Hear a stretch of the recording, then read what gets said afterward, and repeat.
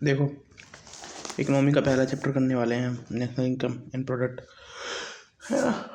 और ये पहला चैप्टर अर्थव्यवस्था क्या है। अर्थव्यवस्था कोई भी एक भौगोलिक क्षेत्र होती है जिसमें उपलब्ध आर्थिक संसाधनों से वस्तुओं और सेवाओं का उपलब्ध आर्थिक संसाधनों से वस्तुओं और सेवाओं का उत्पादन किया जाता है तथा उसका वितरण लोगों में किया जाता है ताकि उनकी आवश्यकताएं पूरी हो सकें। अर्थव्यवस्था की अवधारणा इस चित्र से है, ठीक है। दो है, देखो समझ गया। अर्थव्यवस्था कोई भी एक भौगोलिक क्षेत्र है जिसमें उपलब्ध आर्थिक संसाधनों से वस्तुओं सेवा का उत्पादन किया जाता है ताकि उनका वितरण लोगों में किया जा सके। अर्थव्यवस्था के प्रकार व्यष्टि और समष्टि। किसी एक आर्थिक एजेंट का अध्ययन किया जाता है। उपभोक्ता उत्पादक संपूर्ण अर्थव्यवस्था का समग्र अध्ययन होता है। जीडीपी, जीएनपी, इन्फ्लेशन, ठीक है। अब जीडीपी पढ़ लो। एक देश की घरेलू श्रम में एक वर्ष में उत्पादित सभी अंतिम वस्तुओं और सेवाओं के बाजार मूल्य के समग्र योग को जीडीपी कहते हैं, पता है। मुख्य बातों को निम्न बिंदुओं द्वारा स्पष्ट किया गया है। एक देश की घरेलू सीमा में एक वर्ष में उत्पादित सभी अंतिम वस्तुओं और सेवाओं के बाजार मूल्य के समग्र योग को जीडीपी कहते हैं। एक वर्ष में उत्पादित, एक वर्ष में किसी देश की घरेलू सीमा में एक वर्ष में उत्पादित सभी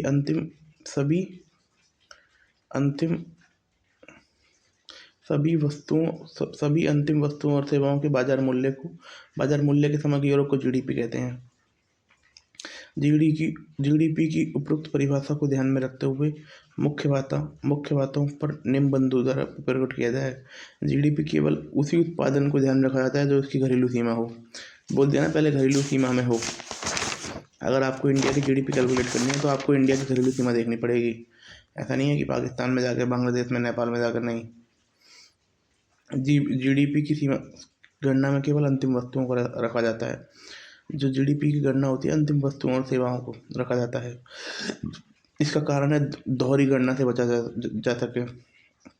यह ध्यान देने योग्य है कि अंतिम वस्तुओं और सेवाओं की बजाय अगर आपको अंतिम वस्तुओं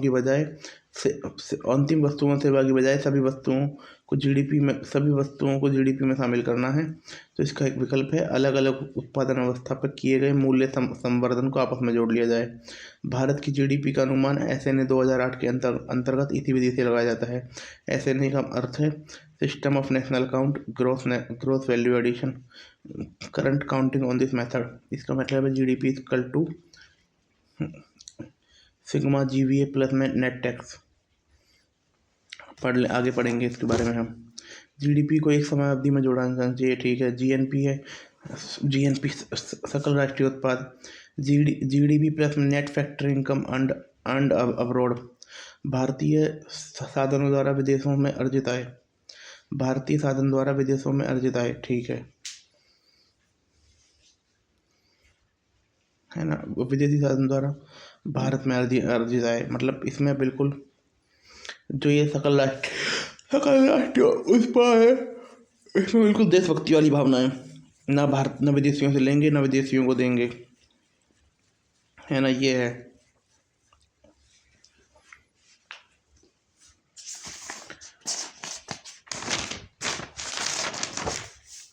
NNP, net national product, GNP minus में डेप्रिसिएशन, ये ठीक है।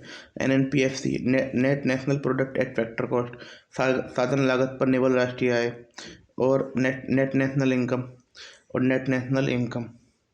जितने भी इसमें क्या है, NNPMP, net national income, net national product at market price. इसमें क्या है,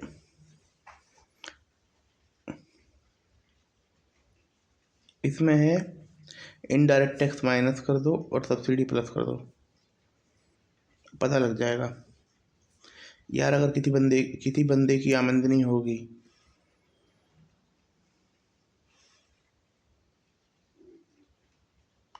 हाँ वही इनडायरेक्ट टैक्स, नो डायरेक्ट, है ना। और सब्सिडी माइनस कर दो, सब्सिडी ओनली प्रोडक्शन सब्सिडी, है ना, ये है only goods and service production. ठीक है। पर कैपिटा इनकम सबको पता ही है। जीडीपी प्लस में टैक्स, जीडीपी में टैक्स प्लस करते हैं, नेशनल इनकम में टैक्स माइनस करते हैं, सब्सिडी प्लस कर देते हैं।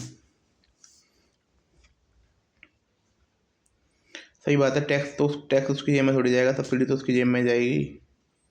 टैक्स तो सरकार ले लेगी ना, टैक्स तो सरकार ले लेगी। रियल जीडीपी जो जो स्थिर मूल्य पर निकाली जाती है ना, इसमें स्थिर इसमें आदर्श वर्ष की अवधारणा उत्पादन स्थिति की वास्तविकता दिखाती है। वर्तमान में भारत में 2015 से 11-12 नॉमिनल जीडीपी जो चालू उस पर निकाली जाती है। आसान है। केंद्र इकोनॉमी, देश की जीडीपी और रोजगार समग्र मांग पर निर्भर है। सही बात है।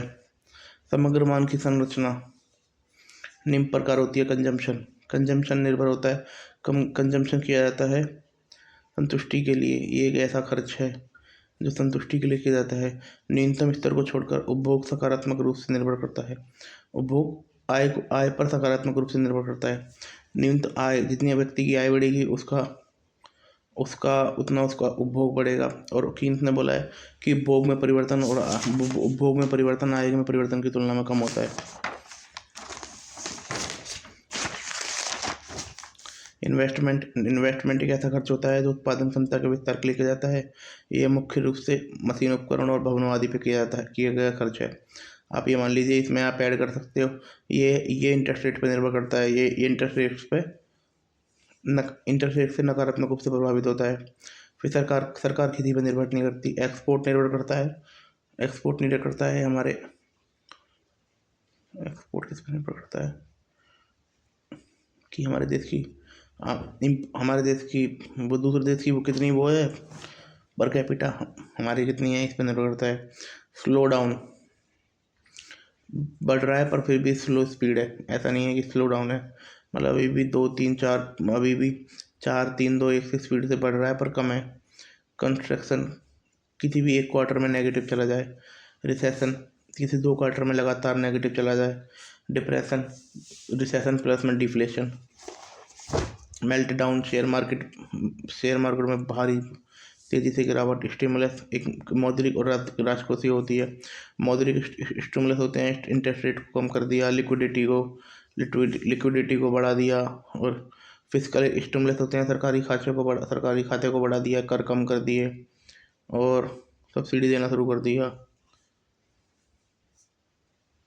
हाँ वही, ये वो तो पता ही है।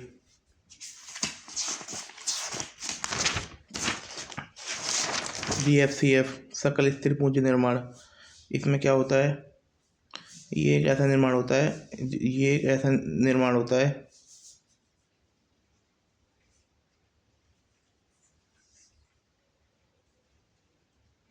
हाँ, UN के अकॉर्डिंग जो घर का मकान बनाता है ना, वो भी इन्वेस्टमेंट होता है।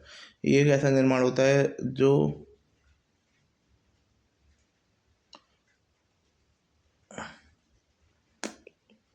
उत्पादन क्षमता को बढ़ाने के लिए किया जाता है। इसमें 5 है। Dwelling, commercial building and other. दूसरा है मशीन एंड इक्विपमेंट। तीसरा है बायोलॉजिकल लाइफ स्टॉक। चौथा है इंटेलेक्चुअल प्रॉपर्टी राइट। पांचवा है तुम्हारा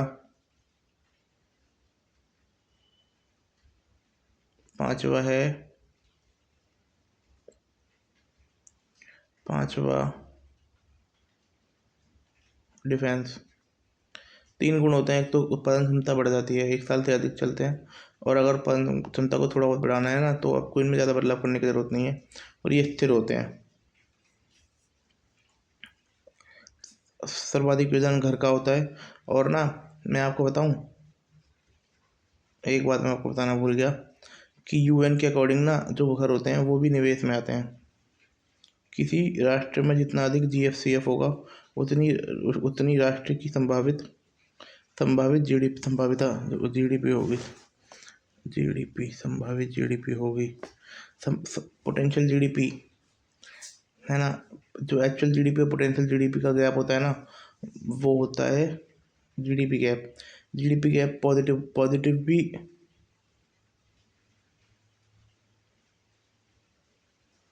ठीक है। I core incremental capital output ratio पता है, del capital minus del change in GDP, ठीक है। इनवर्स रिलेशनशिप होता है। एसबीआई की रिपोर्ट के अनुसार, report Ecowrap report India 3.2। अभी एक चीज करंट चेक करता हूँ।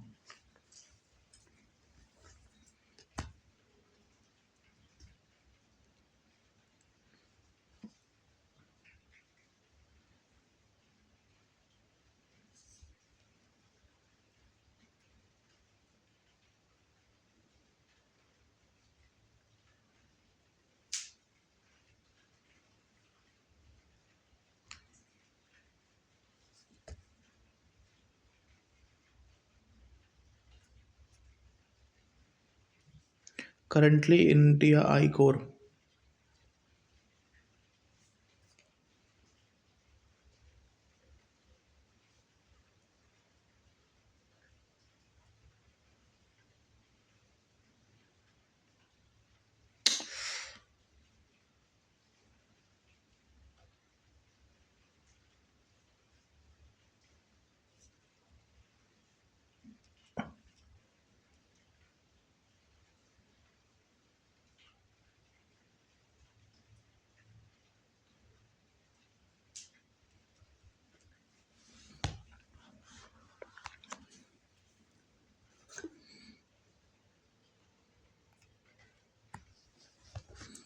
ठीक है।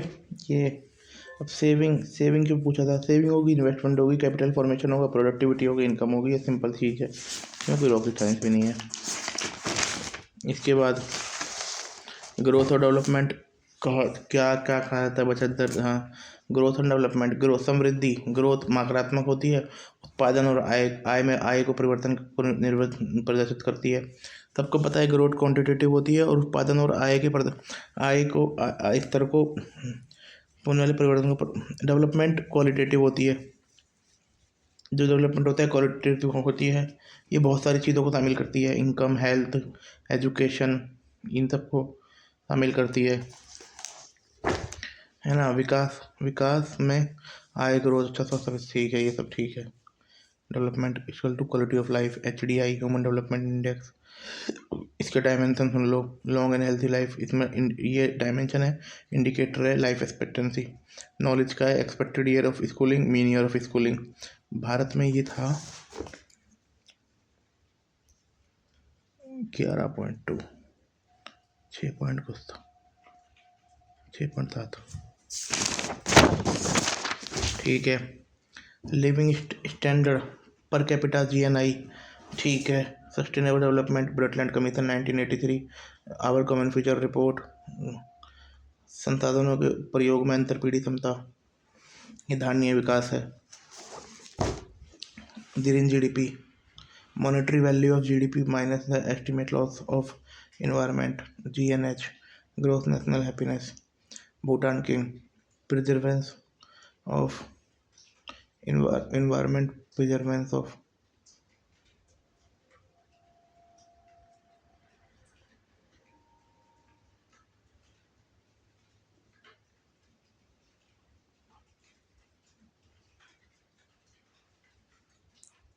of environment, preservance of culture, sustainable development and governance।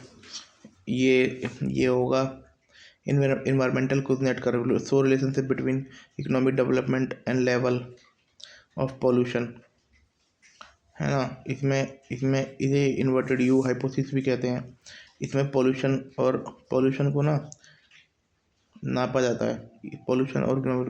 तो इसमें दिखाया गया है जैसे जैसे इकोनॉमिक डेवलपमेंट बढ़ता है, वो पॉल्यूशन भी बढ़ता जाता है ना। परंतु एक पॉइंट ऐसा आता है जहाँ पॉल्यूशन गिरना शुरू हो जाता है, क्योंकि एक देश ना इन्वायरमेंटल चीज़ों को लेकर ज़्यादा सजग हो जाता है, या वो नई टेक्नोलॉजी अडॉप्ट कर सकता है, या उस देश में अर्थव्यवस्था का जो संरचना होती है ना वो बदल गई होती है। और कार्बन कर के बारे में भारत में प्रत्यक्ष रूप से तो नहीं है, परंतु अप्रत्यक्ष रूप से भारत में लगाया जाता है। जैसे सेंट्रल एक्साइज ड्यूटी, स्टेट बिक्री बिक्री को क्या बोलते हैं, sale tax, state sale tax, carbon credit 1 ton करोगे 1 कार्बन क्रेडिट मिल जाएगा। नेट जीरो, जितना कर रहे हो उतना कर लो, उतना जितना कर रहे हो उतना कम कर दो। कार्बन सीमा शुल्क, यूरोपीय संघ द्वारा कार्बन के रिसाव को रोकने वाला प्रस्तावित कर रहे हैं, ये अपने आयात पे लगाएगा। ठीक है।